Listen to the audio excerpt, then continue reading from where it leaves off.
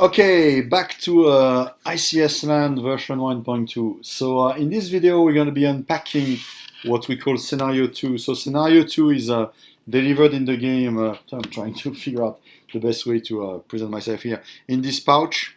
And you should also have received, as being a facilitator, a slide deck, which I'm going to show up here. Let me temporarily make myself a little smaller here. You should have, oh, it's not there. Let me just open it there. You should have received also the complete PowerPoint, which is called Game Card 2 here.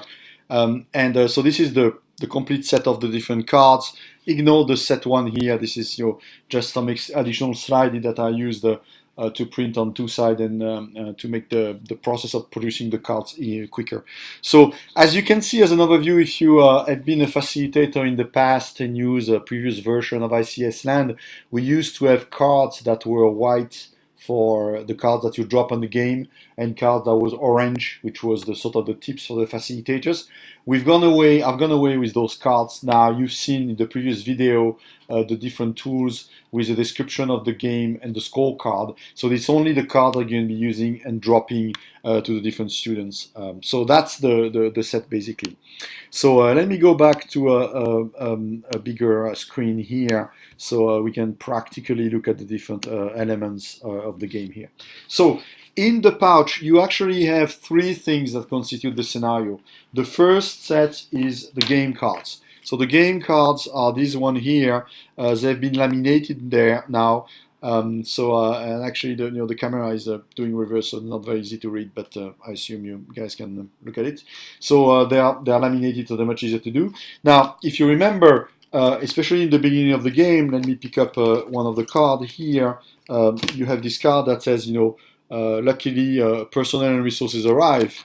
So if you pay attention, and I've talked a little bit about this in the earlier video, there's a little square here in each of the card that's actually going to give you a few things. So first it tells you that it's a game card. It gives you obviously the name of the card, which is resources 2, but it also tells you on the parentheses that there is an envelope matching and there is a form. So together with the cards in the pouch, you will find two other things. You will find envelopes, which are here. I'm going to come back to this. And you will find forms. And the forms have a label on the back that gives them name back here. So if I go back to this example of that card, resource 2, I say, okay, when I drop this card, I also need to drop the resource 2 envelope here. And I need to drop the which we have here, let me just be very clear, resource 2, and the OAIP, which actually should be, AIP, Incident Action Plan form here. So, as a facilitator of the game, usually your lead will tell you, looking at this scorecard, okay, it's time to drop the first set of resources, and you will take the first card or the second set of resources, sorry, apologize.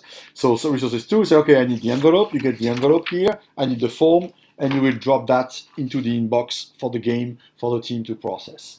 So that's sort of the high-level changes on the different cards in Scenario 2, which I've done for this session, which is supposedly more, I would say, consistent in terms of naming of the cards and of the different elements. Now, obviously, if you have a card, let me grab another one here, that has, let's say this one, Gaslic fixed, it only has the card game and the name. It means that you just drop this card, there's nothing to be dropped with it. Take another example, people yelling at 693, nothing to drop. Now, next card, when, for example, the team returns, you have the card about team at 693 returns, there is the envelope with victims at 693 to drop with it, and that's this envelope here, victims at 693. So you can see that there is consistency in terms of naming here, so it should make it much easier for you as a team to really understand what you need to drop during the game. So that's the high-level overview of the different tools in Scenario 2. So again, you have game cards, you have envelopes, and you have forms that can be dropped during the course of the game. So hopefully that helps. and you have fun with that. And keep on watching the videos. There are going to be a few more coming in. And I'm just going to wrap it up right now here.